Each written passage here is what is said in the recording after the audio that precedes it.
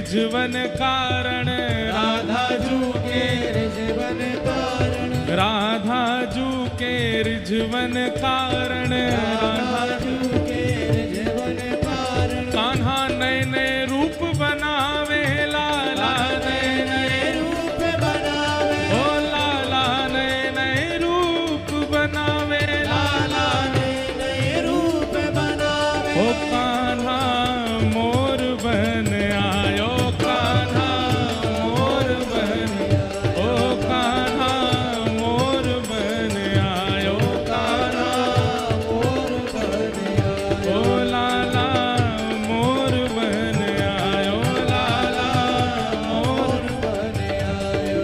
ओ राधे जू के रिझवन कारण, राधे जू सब लोग गाओ। रिझवन कारण, मोर बिहारी ठाकुर जी बन के आते हैं किशोरी जी को रिझावे के लिए।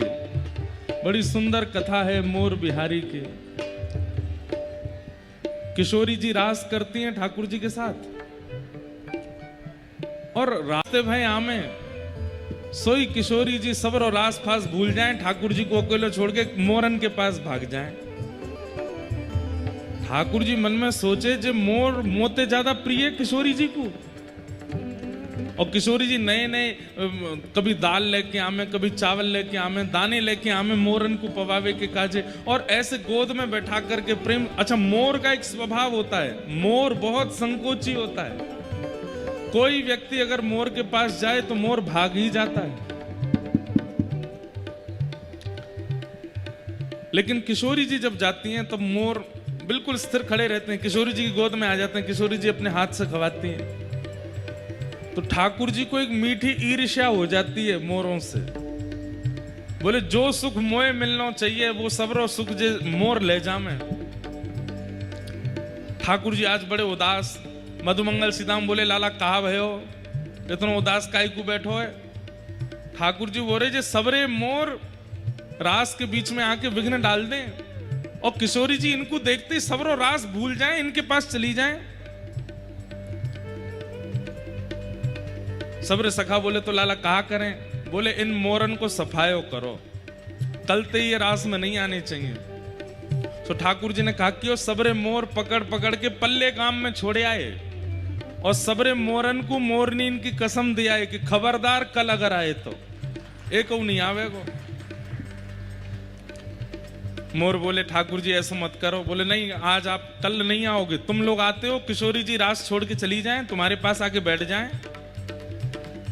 दूसरे दिन रास भयो, और जैसे ही रास प्रारंभ भयो तो किशोरी जी प्रतीक्षा कर रही हैं, मोर आ रहे होंगे, मोर आ रहे होंगे, लेकिन मोर तो आए नहीं। आज कसम दे के आए ठाकुर जी, पल्ले गांव में मोर हैं। तो किशोरी जी रास करते करते उदास है कि बैठ गए, रूठ गए। ठाकुर जी बोले श्री जी कहाँ भयो? बोले मेरे अति प्रिय मोर नहीं आए अभी तक, मुझको उनकी याद आ रही है। अब तो मैं रास तभी करूंगी जब मोर आमेंगे। ठाकुर जी बोले कहा करूं अब? बोले कैसे भी मोर लेके आओ। ठाकुर जी गए दौड़ करके सबरे सखान के संग, बोले भैया मोरन ने पकड़ के लाओ। अब मोरन के पास ठाकुर जी जाएं तो मोर भागें, क्यों? हम नहीं जाएंगे, हमें हमारी मोरनी की कसम लगी है। ठाकुर जी आपने हमें सौगंध दी है, हम अपनी पत्नी की कसम नहीं तोड़ेंगे, आज नहीं जाएंगे, कल चले जाएंगे लेकिन आज नहीं जाएंगे। ठाकुर जी बोले तुम्हारे हाथ जोड़ूं, पाम पड़ूं, देख चल दो, श्री जी नाराज हो जाएंगे। मोर बोले हम नहीं जाएंगे, आज नहीं जाएंगे ठाकुर जी, जब कहोगे तब आ जाएंगे, पर आज नहीं जाएंगे, आज तो सौगंध लगी है हमें। ठाकुर जी मन में सोचे अब कहा करूं, किशोरी जी तो निराश बैठी हैं। सो इतने में मोरन के भैया का है को यहाँ पे मोर आ गए का हैं? आवाज ना आ रही? नहीं देर बैठ जाओ भैया। कारे मोर हैं, कारे मोर। सुनो सुनो सुनो। ठाकुर जी बोले भैया अब कहा करूं, मोर तो जामेंगे नहीं, इनमें सौगंध लगी है। तो जितने मोरन के ऐसे पंख जो आप लेके बैठे हो ये सब पड़े भय। ठाकुर जी ने सबरे पंख इकट्ठे किए और एक फीता में बांध करके सुंदर मोर पिच को ऐसा बना के अपनी कमर पे बांध लियो। और जैसे ही महाराज कुहुक कुहुक करते हुए, जैसे मयूरन की ध्वनि होवे, आवाज होवे, वैसी आवाज करते हुए जैसे ही ठाकुर जी पधारे, किशोरी जी प्रसन्न है कि मोर आ गए, मोर आ गए, मोर आ गए। और सघन कुंज में जाए करके देखी तो मोर नहीं आए हैं।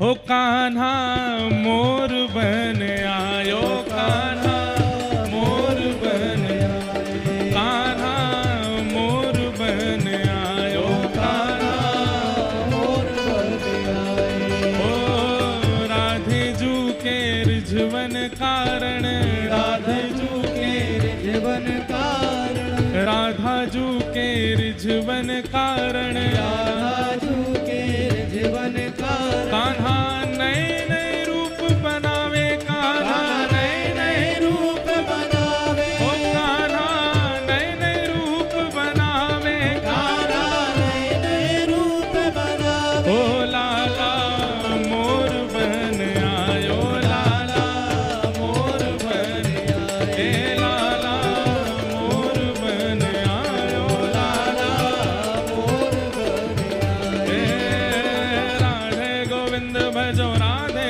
गोविंदा, गोविंद भजो राधे गोविंदा, राधे गोविंद भजो, राधे गोविंदा।